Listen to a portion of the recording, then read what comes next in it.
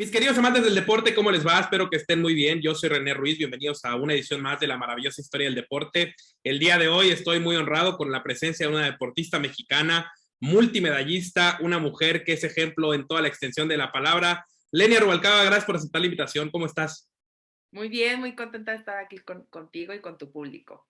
Lenia, es un honor para mí que estés aquí en la maravillosa historia del deporte. Vámonos por partes. ¿Cómo era Lenia de niña? ¿Qué le gustaba hacer? ¿Qué hacía? ¿Con qué soñaba? ¿Qué deporte practicaba? Cuéntame un poco cómo era Lenia de chiquita. Pues me considero que era muy activa, ahorita ya no lo soy tanto. Era activa voluntariamente. Cuando estaba más chica, antes de entrar a judo, de pronto me salía ahí en casa de mis papás y me iba corriendo y a que me tomaran el tiempo y pues trataba de no estar tan aburrida. Y pues oficialmente he hecho dos deportes, judo y lucha olímpica. Judo fue mi primer deporte, lucha olímpica lo hice nada más como prestada, por así decirlo. Yo hacía judo y me fui a competir a la Olimpiada Nacional, lo que era la Olimpiada Nacional. Fui doble medallista de lucha olímpica de oro en Olimpiadas Nacionales y pues ya, ¿no? Ya, ¿qué más te puedo decir? Es eso básicamente a grandes rasgos. Oye, Lenia, Vanessa Zambotti, alguien que seguramente conoces muy bien, me contaba que ella descubrió el judo yendo a una clase de computación. Vamos a poner en contexto a la gente de que el judo, pues digamos que no es un deporte tan popular en nuestro país, no es de los más promocionados, ni mucho menos, ¿no? No es como en un fútbol o el béisbol o el básquetbol. Cuéntame cómo lo encontraste tú, cómo lo hiciste tuyo. También por obra de la casualidad, un poco más natural. Eh, pues literal, un día llegó mi hermano, yo soy la menor de tres, mi hermano Gerardo, siempre le han gustado las artes marciales y un día me dijo, oye, acabo de conocer a un entrenador que se llamaba Agustín Cruz y él hace judo y está buscando niñas de tu edad, y yo tenía 11, casi 12, y pues siempre he sido alta, nunca, o sea, no peso tampoco tan poquito, y al final pues acabé yendo, bueno, me dijo, ¿quieres ir? Para ver si quieres ir a Mérida, Yucatán gratis. Entonces dije, bueno, pues suena interesante. Me tardé ahí como 2 semanillas en voy, no voy, voy, no voy. Y cuando fui dije, pues está padre. No tenía yo ni idea de lo que era el arte marcial ni el deporte. No tenía nada, o sea, nada, nada. Y cuando fui dije, bueno, está padre, no hay golpes, pues sí, sí hay que caer, pues está chido el reto. Y poco a poco me fui enamorando de esto y pues ya tengo como 24 años haciendo deporte. Ya son bastantes años junto a la disciplina, pero siempre hay un momento trigger, algo que detona a ese atleta interior que todos llevamos, ¿no? Y sobre todo ustedes, atletas de alto rendimiento, tienen algún momento en su vida en el cual se dan cuenta que sí puede ir por ahí el camino. ¿Te acuerdas cuál fue el tuyo? Pues es que yo siento que fue todo como escalado, ¿no? Cuando yo regreso de Mérida, sí me toca ir a Mérida, Yucatán, me la pasé increíble porque nos fuimos a la playa, a las pirámides, no gané medalla, pero justo cuando llego aquí al aeropuerto, pues se armó la fiesta, llevaron a los que veníamos bueno, a los que traían medalla, obviamente, hubo mariachi, el gobernador y la prensa, y dije, no, sí está padre, ¿no? Sí está padre también ganar medallas, ¿no? Entonces ese fue como cuando dije, quiero ganar medallas, ¿no? A nivel nacional. Eso fue en el 98, mi primera medalla nacional fue en el 2000. Y después de eso, cuando yo tenía 15 años, que ya no me acuerdo en qué año fue, creo que fue por el 2003, 2002-2003, me fui a vivir a Ciudad de México por que me dieron la oportunidad de irme como a selección, yo no era selección nacional, pero estaba entrenando como si fuera selección nacional y ese fue como mi segundo acercamiento más importante donde me tocó conocer a pues, Ana Guevara cuando corría, Víctor Estrada de Taekwondo, Fernando Platas cuando todavía hacía clavados, Hasha Luna. Entonces, me tocó conocer a muchas personalidades del deporte que ya habían ido a Juegos Olímpicos, que a unos ya habían sido medallistas, otros no. Y dije, no, sí está padre, sí me quiero dedicar a esto. Y pues la vida dio una vuelta, un giro impresionante cuando de pronto yo haciendo deporte convencional, se me llega la invitación a deporte paralímpico y de pronto yo sin intenciones, o sea, sí quería ir a unos Juegos Olímpicos, jamás me imaginé que me tocaba ir a unos Juegos Paralímpicos porque creo que la vida también va decidiendo cosas, pero ya en 2007 yo ni por aquí me pasaba y ya estaba clasificada allí en 2008, entonces siento que fueron momentos que les digo, fue como una bola de nieve, ¿no? Una bola de nieve muy lenta donde me fui enamorando, me fui buscando, la vida me fue dando las oportunidades y al final me tocó quedarme en deporte paralímpico y la verdad es que pues, ¿qué te puedo decir, no? Muy contenta de que pues llegaron los momentos indicados y que esos momentos me hicieron valorar y querer también estar donde, bueno, querer estar en justas deportivas. Hablabas de este cambio del deporte, digamos, convencional al deporte paralímpico, ¿no? Al judo adaptado. Al final de cuentas, viéndolo en retrospectiva, podemos darnos cuenta que el cambio valió la pena y que hay resultados que avalan ese cambio. Pero en ese momento, seguramente había dudas sobre si tomar ese camino o no. Cuéntame un poco qué tan compleja fue tomar esa decisión, o sea, qué tanto pasó por tu mente en ese momento cuando se te hizo esta propuesta de poder digamos, pertenecer a los deportistas paralímpicos. Pues cuando me llega la invitación, me llegó primero en 2004 y en 2004 tenía el objetivo de ser campeona nacional de convencionales. En 2004 soy campeona nacional de convencionales, pero bueno, me tocó salir a representar a México en deporte convencional, pero ya ahora sí que la vida como que me empezó a mandar señales donde ya había como, bueno, como buen deportista, lo que todo el mundo nos pasa, situaciones externas de políticas y ya no me estaban tomando en cuenta. Y en el 2005 dije, bueno, vamos a probar suerte a ver qué pasa, ¿no? Pero vamos a probar suerte fue un tema de, eh, que a la fecha lo digo, ¿no? Para mí, o sea, yo sabía que desde niña que no veía bien, pero no que tenía una discapacidad como tal, donde en México existe un desconocimiento total acerca de las discapacidades y los niveles de discapacidades, y aparte también el hecho de decir, ay, no, ¿cómo voy a ser una persona con discapacidad? Eso siento que fue lo que me costó trabajo. Ya cuando arrancó la competencia, me toca ganarle a la que había sido la plata de Atenas 2004 y dije, bueno, pues vamos a probar suerte. Habla conmigo el presidente de la Federación Mexicana de Deportes para Ciegos y me dice que me va a apoyar. Entonces dije, a ver, o sea, por qué insistes en algo que la vida te está poniendo aquí? Estás batallando por los apoyos, no te están tomando en cuenta, sabes que eres buena, sabes que tienes la capacidad de hacerlo, pues ahora sí que vamos probando suerte y al final así sucedió, ¿no? Me toca probar suerte, me toca quedarme y bueno, pues 4 Juegos Paralímpicos hablan por sí solos.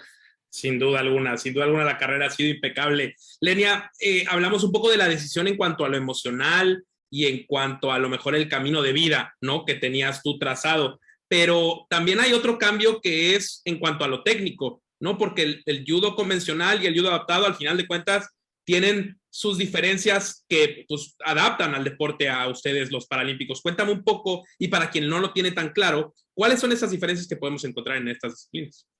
Pues yo creo que la diferencia más significativa, en general la técnica es la misma, la diferencia es que nosotros en judo paralímpico empezamos sujetos. Yo venía haciendo judo paralímpico, perdón, judo convencional durante 10 años y para mí llegar a judo paralímpico, tenerme que adaptar a hacer los randoris agarradas y fue un cambio complicado. A la fecha todavía me sigue costando un poquito de trabajo. Y de pronto todo el mundo me decía, es que es más fácil, ¿no? Todo el mundo de mi entorno en aquel tiempo me decía, es que es más fácil. Y yo, no, vamos a hacer, y ya vamos a hacer los combates así. Y ya cuando me empezaron a ayudar, se empezaron a dar cuenta que eran bueno, en aquel tiempo 5 minutos, ahorita son 4 minutos.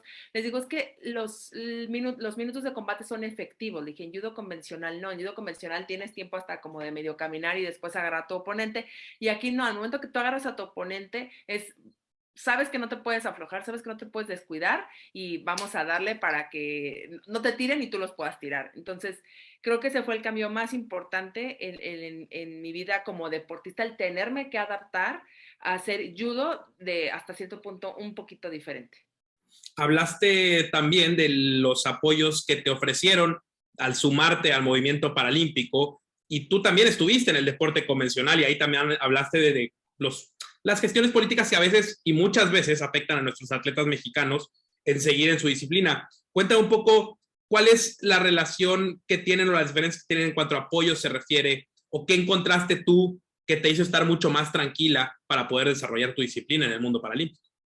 Pues cuando yo empiezo a hacer judo paralímpico, el apoyo fue como por parte de la federación, ¿no? O sea, la federación me dijo, vamos a darte el fogueo, vamos a salir a competencias, pero eso fue como aquí en corto, o sea, del presidente de la federación conmigo, pero la realidad es que todavía hay una diferencia por parte acerca del deporte paralímpico, ¿no? Todavía hay una diferencia en cuestiones de apoyos. Al deporte convencional se le da más apoyo, se le da más difusión. Y nosotros, pues, a final de cuentas, hemos aprendido a trabajar con lo que se nos da. Y para mí, bueno, tengo la fortuna, creo que lo que marca la diferencia de que yo pueda tener apoyos y haya podido hacer los ciclos paralímpicos es que fui medallista de Juegos Paralímpicos. Digo, en Londres no, en Londres me costó trabajo regresar para estar como en la élite del deporte y me estuvieran apoyando, pero pues los apoyos siempre, les digo, en general creo que los apoyos nunca van a ser suficientes. Así nos den millones y millones de pesos, el deportista siempre va a necesitar más, más, más, más. Entonces, en cuestión de deporte paralímpico, pues hemos aprendido a trabajar con lo que nos dan. Las cosas han mejorado, por ejemplo, del 2005 a la fecha han mejorado muchísimo, pero todavía hay una brecha importante que trabajar, sobre todo en los gobiernos estatales, donde todavía siento que se le ve más al deportista convencional que al paralímpico. Digo, yo decido agarrar judo paralímpico porque el presidente de la federación se compromete conmigo, pero los gobiernos estatales pues traen sus propios proyectos y se comprometen prácticamente con quien ellos quieren. Hablabas de la constante mejora que existe en cuanto al atleta se refiere y a su preparación. ¿Cómo ha mejorado Lenia Rubalcaba su preparación y a su equipo, a lo mejor multidisciplinario, para poder llegar a conseguir estos resultados que mucha gente conocemos y que han sido top de lo top? Pues ha sido un aprendizaje completamente. Creo que, pues, si tú me preguntas cómo han sido mis ciclos paralímpicos, todos los ciclos paralímpicos han sido completamente diferentes. Cuando yo entré a judo tenía un entrenador, luego literal me abandona y luego tengo que ver qué hago y luego en 2007 tengo otro entrenador y en 2008 ya tengo ahora sí un entrenador de planta que es con el que he hecho mis 4 Juegos Paralímpicos, que es el profe Hilario Ávila, donde pues hemos ido aprendiendo sobre la marcha, hemos ido aprendiendo de los errores también, pero creo que al final de cuentas el aprendizaje más fuerte que yo tuve fue lo de Londres, ¿no? El tener que decir, a ver, o sea, mi entrenador está bien, pero la que no está bien soy yo y hay que hacer una reestructura y hay que buscar la manera de trabajar y hacer un trabajo integral tanto físico como mental, porque físicamente pues yo me sentía bien, pero mentalmente me di cuenta que estaba fallando. Entonces, a la fecha ahorita te puedo decir que tengo 2 personas de planta, que es mi entrenador Hilario y mi psicóloga Margarita Cerviño, que para mí son mis 50-50 en cuestiones de que uno me da el entrenamiento y mi psicóloga me da como la base necesaria para poder hacer bien los entrenamientos y para poder hacer bien las competencias.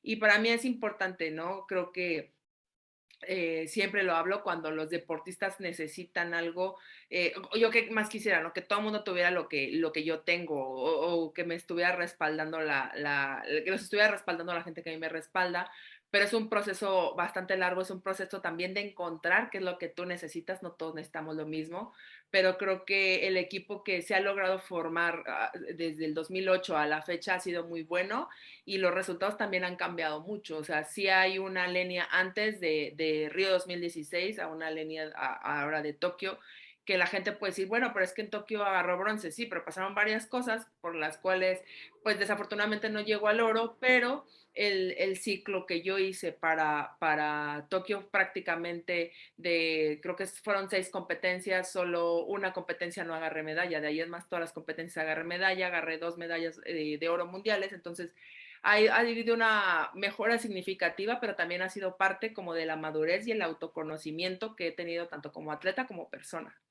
Hablabas de lo que recibe cada atleta, ¿no? Y que es imposible a lo mejor darle a todos por igual lo que tiene, porque al final de cuentas sí existe un apoyo, digamos, de las federaciones o dependencias del deporte, pero también existe el trabajo que cada atleta hace con su equipo y con su equipo de marketing, que eso ya es aparte, ¿no? Tú estás, además de ser un atleta de primerísimo nivel, entiendo que estás estudiando una maestría relacionada al deporte, ¿no? Sí, tengo Eh, la Dime. licenciatura y la licenciatura Ajá. en Cultura Física y Deportes y ahorita ya la maestría ya más enfocado que es gestión y administración del deporte. ¿Y qué tanto apunta eso a que podamos ver a Lenia en un puesto donde pueda gestionar esos apoyos que a lo mejor ella no recibió o vio que alguien no recibiera? Pues obviamente a mí me gustaría y tanto como me gustaría, también por eso estoy buscando las bases necesarias para realmente el día de mañana decir, y siempre lo he dicho, ¿no? Para mí los estudios son importantes, el deporte es importante, pero los estudios son más. Como deportista, pues tú tienes una vida corta, por así decirlo, pero como un profesionista puedes trabajar muchísimos años. Entonces es momento también de decir, a ver, o sea, a mí me gustaría que las cosas fueran diferentes, pero necesito las armas necesarias para yo poder aportar algo importante a mi país o al estado, al municipio, donde me toque trabajar, donde me inviten a trabajar. Entonces, por eso fue que decidí estudiar esta maestría, porque me gustaría buscar todavía mejorar y aportar algo de mi experiencia y también de mi conocimiento como lo que te da la maestría, ¿no? Y estoy seguro que alguien como tú aportará muchísimas cosas de valor al deporte mexicano. Esperemos que en un futuro tengas la oportunidad de hacerlo. Lenia, ya hablabas de tu carrera y hablabas de tus experiencias paralímpicas, ¿no? Las múltiples ocasiones que has tenido de participar. Pero vámonos primero al 2008. Me quiero situar en ese año donde es tu primera experiencia en los Juegos Paralímpicos y además terminas con medalla. Cuéntame un poco cómo fue esa experiencia y además, pues, qué recuerdos y qué lecciones te llevaste de lo que es el primer approach con el magno evento del deporte a nivel mundial. La verdad es que fue una experiencia, y esto, ahora con el regreso de los Juegos, todo el mundo me ha traído mucho Beijing al regreso, y digo, la verdad es que fue una experiencia, en un principio padre, después de la medalla fue agridulce, padre porque llego y descubro un evento por lo cual todo el mundo sueña, ¿no? La villa, el comedor, fue también un choque también emocional, por así decirlo, cuando te das cuenta de las diferentes discapacidades que existen a nivel mundial, que te das cuenta que hay gente que de verdad se esfuerza muchísimo por estar ahí. Y esa fue una, ¿no? Y la otra ya cuando el sabor se hace agridulce con una medalla de plata donde me toca perder la final, donde de pronto yo no estaba muy contenta, pero ya cuando regresé a México me di cuenta que esa medalla era importante, no solo para mí, sino para mi país, donde realmente tenía que valorar el esfuerzo que yo había hecho, que tenía que valorar todo lo que había pasado y que al final iba a ser algo para toda mi vida, una satisfacción para toda mi vida y donde nunca hay que menospreciar los resultados y en mi caso esta medalla de plata fue como el parteaguas de poder decir, ah, mira, sí soy buena, sí lo lograste, puedes más todavía, porque aparte fue como, todavía puedo más. Entonces creo que Beijing 2008 siempre va a ser como la base de todas las demás experiencias competitivas que yo tuve, unos juegos que oficialmente creo que han sido los que más he disfrutado, o sea, me fui a la inauguración, estuvimos caminando por la villa, anduvimos en el comedor hasta después de competir ya medio tarde, cosa que ya no me tocó, ya no me tocó hacerlo en ninguna otra competencia, porque les digo, la inauguración es súper desgastante, te tienen horas y horas parado, entonces ya después de haber vivido eso, dices, no, a ver, me quiero concentrar ya más en mi competencia, por ejemplo, para Londres, que sabía que iba a estar difícil la cosa, digo, no me traje medalla, pero ya no es lo mismo ir a unos segundos, unos terceros, unos cuartos, que ir a tus primeros juegos donde quieres vivir toda la experiencia y conocer todo lo que te dan. Es una experiencia muy padre para mí, Beijing. Hablabas de Londres 2012 como una experiencia que a lo mejor pues podríamos catalogar como agridulce, ¿no? Que al final de cuentas, que es a donde quiero llegar, seguramente te dejó lecciones, ¿no? Y algunas tuercas que ajustar para poder continuar. ¿Qué tan difícil fue a lo mejor brincar esa barrera y entender cuáles eran las piezas o los engranes que había que ajustar para poder seguir el camino? Pues en un principio creo que estaba preocupada porque a los deportistas se nos retiran los apoyos cuando no traemos medalla. Y para mí fue algo bien, bien importante, ¿no? Fue un aprendizaje, viví duelo, pues, tuve que hacer muchas cosas, me tuve que poner a trabajar, estaba entrenando. Ese año tomé decisiones importantes en mi vida y al final cuando decido retomar el camino para ir a Río, fue como, a ver, pues sí quieres ir a Río, sí, sí quiero ir, pero ¿qué vas a hacer para que no te pase lo que te pasó en Londres? Al final se hizo una reestructura, les digo, no solo como deportista, sino como persona también, ¿no? Mi compromiso, ese deseo también de regresar a las competencias y decir, tienes que demostrarte a ti misma primero que lo puedes hacer y al final yo les digo, si yo creo que si yo hubiera obtenido medalla en Londres, quizá yo no hubiera llegado a Río 2016 y al final pues ha sido de los aprendizajes más grandes de mi vida donde me tuve que esforzar, tuve que sacrificar comodidades, como era el estar viviendo en Guadalajara y tenerme que ir a vivir a Ciudad de México, que al final después no fue tan mal. Y cuando ya me toca ganar la medalla de oro en Río, es cuando dices, ves, valió la pena, realmente valió la pena el haberte aventado el ruedo y como decimos, no echar toda la carne al asador, porque si no se hacían las cosas así, no se iba a poder dar un resultado. Entonces, Londres fue simple y sencillamente muchísima experiencia y también que me ayudó a madurar y donde te das cuenta que las cosas no son 100% seguras. ¿Tú crees que todo el mundo dice, pues va por medalla? Y yo ya después de eso dices, claro que no, las cosas, la vida da muchísimas vueltas y Londres a mí me lo enseñó. La presión, Lenia, es algo que unos manejan mejor que otros, evidentemente, ¿no? Y ya hablabas de Río, y al final de cuentas, a título personal, creo que el miedo y la adrenalina es eso que alimenta a los atletas de alto rendimiento como tú, y es lo que les da ese combustible para seguir adelante. En Río 2016 te enfrentas ante, pues, el local, ¿no? ¿Cómo fue vivir esa presión estando literalmente de visitante, ¿no? A pesar de ser un terreno en teoría neutro, estabas jugando de visitante. Sabes que oficialmente creo que nunca, o sea, lo sabía, pero no lo pensaba, ¿no? Era como, ya estás ahí, vas contra Brasil en la casa de Brasil, pero no pasa nada, ¿no? Les digo, era el estadio creo que caben en 4,000 personas, donde habían como 10 mexicanos, donde definitivamente, pues, yo no pensaba en eso. Yo lo único que pensaba era en ganar una final de mucho nervio porque esta competidora yo me enfrento por primera vez con ella en 2015, me gana en mayo del 2015 en el Mundial y después nos vamos a Juegos para Panamericanos y le gané. Entonces les digo, las apuestas estaban sobre la mesa, teníamos 1-1 el combate, no era como que yo fuera favorita, ¿no? O sea, ella era muy favorita por estar en su casa y al final creo que la experiencia y la preparación mental que yo llevaba, porque al final de cuentas era lo que a mí me fallaba, hizo que pudiera estar todo el tiempo sobre ella y poderle ganar esa medalla de oro. Poca gente le gana a Brasil en su casa en cualquier disciplina y tú lo lograste. Así que estás en los libros dorados de la historia del deporte sin duda alguna. ¿Eh? Cualquier disciplina, creo que poca gente le gana a Brasil en su casa. Lenia, después viene Tokio y digamos, siguiendo el orden de los ciclos paralímpicos, Tokio viene con una incertidumbre brutal, ¿no? Y después nos encontramos en la competencia con un arbitraje cargado que no te favorece, pero ahí donde yo quiero tocar un punto, porque hablaba con clavadistas que al final de cuentas es un deporte de apreciación, en el cual dicen, a lo mejor a los mexicanos nos toca lidiar con el arbitraje porque no nos tienen tan vistos y a lo mejor no somos los favoritos ni los renombrados y entonces es jugar contra dos personas. En tu caso, ¿cómo fue esta situación? ¿Cómo lo viviste? Fíjate que para mí Tokio fue el reto mental, ¿no? Desde el año pasado, este año, 2 semanas antes de irme a Japón, doy positiva por COVID. Por un momento, durante 8 días pensé que no iba a poder ir a Japón. Y cuando llego a Japón es como, bueno, ya deja todo atrás, vamos a darle. Y cuando empiezo a ver, y realmente creo que el tema del arbitraje es un tema bien complicado para todos nosotros como deportistas, porque desafortunadamente hagas el deporte que hagas, tienes que ir contra los competidores y contra los deportistas y contra el deportista, ¿no? Entonces, el arbitraje es como no puedes hacer nada, tienes que ser muy contundente. Desafortunadamente, cuando me toca ver contra quién me tocaba pelear, dije, bueno, vamos a darle.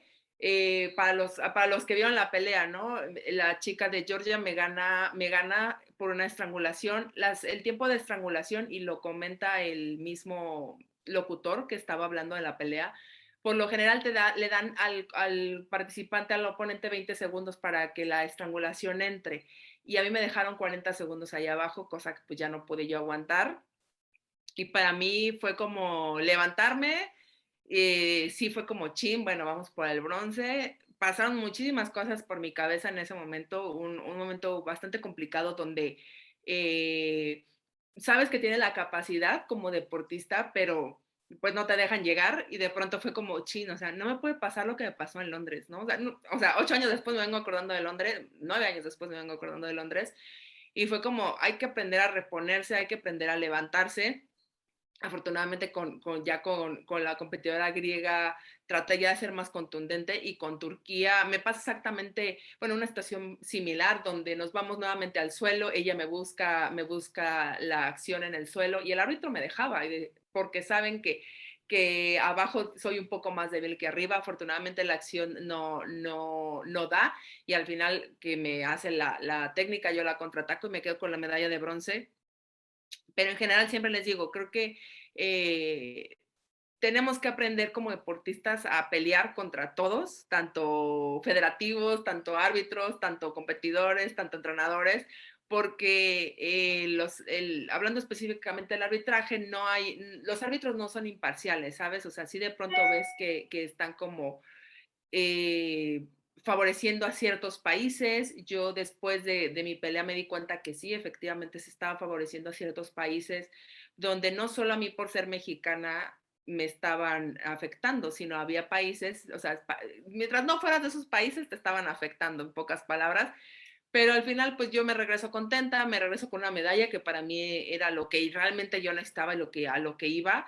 Y más cuando después estuve a punto de no ir y con tanto estrés y tanto miedo de lo que fuera a pasar. Pero pues como deportista te digo, y creo que así es en la vida, ¿no? Siempre te vas a encontrar con gente que te va a poner piedras en el camino, y en el deporte es así, en el arbitraje. Por si no hubiera sido suficiente las pruebas que tuviste que superar en el camino, además tuviste que superar el COVID, ¿no? O sea, al final de cuentas le da un ingrediente extra a esa medalla, ¿no? Sí, la verdad es que sí ha sido un reto el estar en estos juegos, no solo para mí, yo creo que para todos los deportistas donde ni siquiera pudieron competir. En mi categoría había una chica de Uzbekistán que tenía posibilidades de meterse a las medallas. Ella sí llegó contagiada a Japón, no se dieron cuenta y ya no la dejaron competir. Y así como ella, seguramente hubo varios, no nos pasaban reporte, pero te das cuenta bueno, yo siempre he dicho las cosas pasan por algo, y en mi caso fue de, ok, la vida decidió que no me tocaba la medalla de oro, ni modo, hay que seguir trabajando y hay que seguir luchando y quitarnos del camino, ¿no? Y siempre les digo, no hay que echarle tampoco la culpa a nadie más. Nosotros somos responsables de nuestros actos. Desafortunadamente no me tocó ser contundente, y ahora sí que cuando no eres contundente le das la oportunidad al arbitraje a que haga este tipo de cosas. ¿Y qué vamos a hacer, no? Entonces, para mí esta medalla pues tiene un valor especial después de todo de lo que hemos pasado como mundo entero. Sin duda, sin duda. Medalla de oro, de plata y de bronce en Juegos Paralímpicos. Así Pocas es. personas consiguen, aunque sea una medalla. Tú tienes las tres. ¿Qué se siente tener ese lugar en la historia del deporte mexicano? La verdad es que para mí, ya de pronto me dicen, ¿ya tienes la colección completa? Les dije, sí, ya oficialmente tengo oro, plata, bronce y hasta un cuarto lugar. Entonces, la verdad es que para mí es un orgullo ser mexicana, y el poder aportar estas medallas a mi país, el poder haber sido parte y poder ser parte de la historia del deporte mexicano, son de las cosas que realmente me motivan, son de las cosas que me gusta, que me da el deporte, y para mí es una sensación indescriptible, y a la fecha las veo y digo, órale, ¿no? Sí, son mías. Y para México eres un orgullo, prueba de ello, el Premio Nacional del Deporte en 2016, donde pues supongo que tiene un sabor diferente, a lo mejor no mayor que unos Juegos Olímpicos, pero sin duda come aparte el Premio Nacional del Deporte, ¿no? Porque a veces nos cuesta ser reconocidos en nuestra tierra, y sobre todo en México, que somos especialistas en menospreciar el trabajo del otro mexicano, ¿no? ¿Qué se siente haber sido galardonada por el entonces presidente?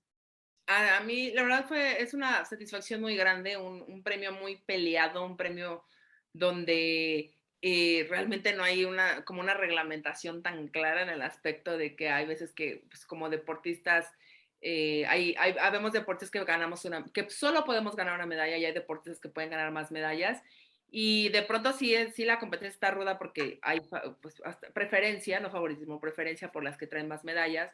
Y para mí haber ganado este premio en 2016, haber sido la única con medalla de oro durante todos los premiados, tanto convencional como paralímpico, para mí me da un muy buen sabor de boca. Era una meta que ya tenía muchos años buscándola, y no se había dado por la falta de resultados, y ese año se concreta. Me toca también que mi entrenador era Hilario Ávila, se lo otorgan, entonces fue algo muy padre para los dos, porque los dos trabajamos bastante para este resultado, y pues, ¿qué te puedo decir, no? Es muy satisfactorio también que por parte del gobierno de México se nos reconozca. Hay una declaración que das en una entrevista que te hacen terminando el Premio Nacional del Deporte, en la cual dices que hay que seguir trabajando y luchando por la equidad, el judo y el deporte en México. Y a mí se me queda muy grabada esa declaración porque quiero preguntarte, ¿qué mejoras crees que necesita el deporte tanto convencional y paralímpico en nuestro país? Creo que la problemática viene, por ejemplo, el deporte convencional, creo que nos hacen falta mejores bases, nos hace falta más fogueo, nos hace falta salir a competir con el primer mundo, hablando específicamente de judo. Desafortunadamente todo se concentra, la mayoría de las competencias se están concentrando en Europa, no hay recursos suficientes para que los judocas vayan a foguearse. Entonces, si yo te dijera, si yo pudiera cambiar eso, pues yo mandaría a competir a todos los de judo a Europa para buscar tener un nivel a la par. Y por parte del deporte paralímpico, pues sí hace falta que desde, ese yo creo que es más chamba, ¿no? Trabajarlo desde, primero desde nuestras casas, donde de verdad a la persona con discapacidad se le dignifique, como sociedad también. De pronto veo cosas muy simples como rampas, como semáforos auditivos que ni siquiera tenemos. Eso ha impedido que las personas con discapacidad se puedan desarrollar de la mejor manera. En cuestiones deportivas, pues todavía veo un poco de desinterés por parte de las autoridades estatales, donde las reglas no son claras, donde se apoya a unos deportistas sí y a otros no. Entonces creo que también hace falta chambear en eso, donde de verdad se nos trate con igualdad, no solo, no por tener una discapacidad, sino por tener resultados, por dar medallas a nuestro país y a nuestro estado también. Y lo que he visto es que la cosa no solo es en México, sino es a nivel mundial. Entonces, al momento que de verdad aceptemos a las personas con discapacidad como seres humanos comunes y corrientes y se les trate igual en ese aspecto, creo que podríamos mejorar mucho a nivel deportivo. Digo, si así nos fue en Tokio, probablemente para París pueda mejorar todavía muchísimo más. Y como sociedad, ¿no? Realmente que exista una inclusión real, no solo de nombre y no solo de números por cumplir, sino que realmente las personas con discapacidad el día de mañana, a mí me gustaría decir, es que oficialmente no me tratan como persona con discapacidad. Eso a mí me gustaría. Lenia, el otro día me preguntaban en una plática que tenía sobre por qué no se le daba la misma difusión a los logros paralímpicos que a los logros olímpicos, mediáticamente hablando. ¿Crees que esto sea parte de lo mismo, ¿no? Cultural, esta forma pues, de marginación que existe a lo mejor por desconocimiento o por ignorancia de la sociedad? Yo creo que sí. También hay un tema que dicen que los paralímpicos no venden o los paralímpicos no vendemos, pero ni siquiera nos han dado la oportunidad de darnos una cobertura decente, por así decirlo, para realmente mostrarlo. A mí me queda claro, sé que no todo el mundo nos ve, no todo el mundo nos toma en cuenta, pero ni siquiera nos dan la oportunidad de comprobarlo, ¿no? A lo mejor Claro. si 100 vieron Juegos Olímpicos, a lo mejor 75 van a ver los Juegos Paralímpicos y creo que no son ni cifras ni números tan descabellados, pero desafortunadamente, pues ahora sí que no hay interés por apoyarnos. Sí, ni siquiera existe, digamos que el experimento de transmitir de la misma manera uno y otro evento para poder compararlos bajo el mismo rigor, ¿no? Exactamente. Sí. Después de alguien como tú, Lenia, magnífica atleta, que ha marcado un camino pues ejemplar, firme en el mundo del deporte, ¿cómo pinta el futuro del judo en México, hablando convencional a lo mejor y también en la forma paralímpica? ¿Crees que exista alguien que pueda superar tus múltiples logros o no? Pues yo espero que sí, en algún futuro. Por parte de deporte convencional, sé que afortunadamente se viene ya trabajando desde hace muchos años. Por parte de deporte paralímpico sí es un reto, ¿no? Una de los pequeños inconvenientes que tiene judo paralímpico es que hay deportes más famosos que el judo, como lo es el golbol, el atletismo y la natación, y no cualquiera se atreve a hacer judo. Un ciego total, un débil visual no se atreven a hacer judo.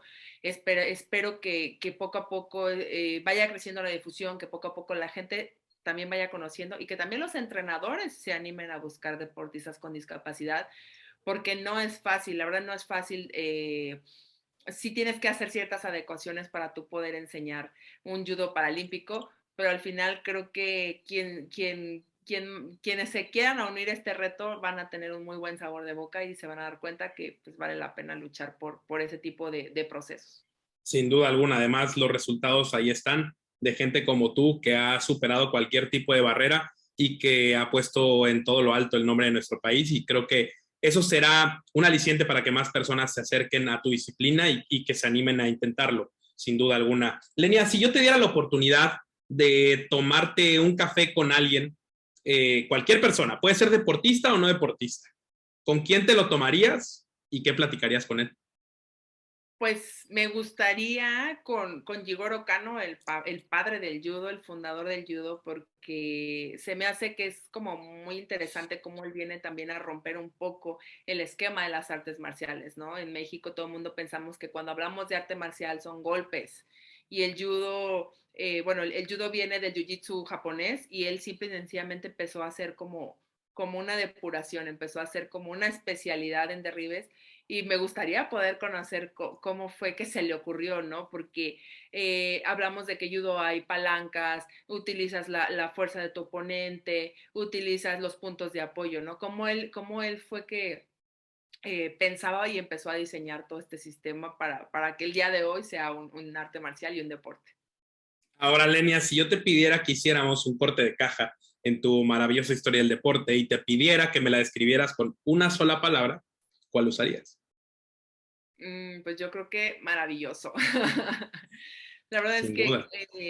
tengo la fortuna de haber estado en todos lados, ¿no? Tengo desde una medalla de oro olímpica hasta un cuarto lugar olímpico, bueno, paralímpico, desde medallas de oro mundiales hasta quinto, séptimo lugares mundiales. Me ha tocado estar en todo y gracias a todo lo que me ha tocado vivir, que no ha sido una carrera perfecta, he podido tener muchísimos aprendizajes, he podido conocer a gente increíble, he podido aprender también muchísimo de esas personas y sobre todo también me ha ayudado a valorar mi país, ¿no? El poder salir me ha abierto los ojos y darme cuenta de lo bonito que es México y de todo lo que tenemos y de que pues también en algún punto digo, me gusta decir, oiga, mexicanos, o sea, podemos hacer más cosas, podemos mejorar como país, nos hace falta trabajar nada más que en equipo y todo esto yo creo que me lo ha dado el deporte y mi carrera deportiva. ¿Qué sigue para Lenia Rubalcaba a corto, mediano y a lo mejor a largo plazo? Ahora que se terminó un ciclo paralímpico con una medalla, que hubo una recarga de baterías, ¿qué sigue ahora? ¿Dónde te podemos encontrar? ¿Qué vamos a ver de Lenia Rubalcaba? Pues ahorita les digo que mi futuro es incierto. La verdad es que por el tema de que quedan 3 años para París, todavía no tenemos competencias preliminares para París. En este momento le estoy dando también tantita chance a mi vida personal. Me estoy dando también la oportunidad de ponerme al corriente con la maestría y al final, pues en un futuro, espero que no muy lejano, me gustaría tener mi escuela de judo, seguir fomentando no solo el judo, sino el deporte en general y me gustaría también que las personas con discapacidad busquen qué deporte hacer, porque creo que el deporte pues nos puede ayudar muchísimo pues yo creo que al 99% de nuestros problemas. Lenia, platicar con una mujer y una mexicana como tú hace que a uno se le llene el corazón porque al final de cuentas encuentro en Lenia lo que yo ya sabía, que era una mexicana ejemplar, deportista de altísimo nivel y que sin duda alguna tiene una maravillosa historia que contar y la verdad te quiero agradecer estos minutos que te tomaste para estar conmigo aquí en la maravillosa historia del deporte. Hombre, muchísimas gracias a ti, un gustazo y la verdad ha sido un honor compartir un poco de mi historia contigo y con tu público.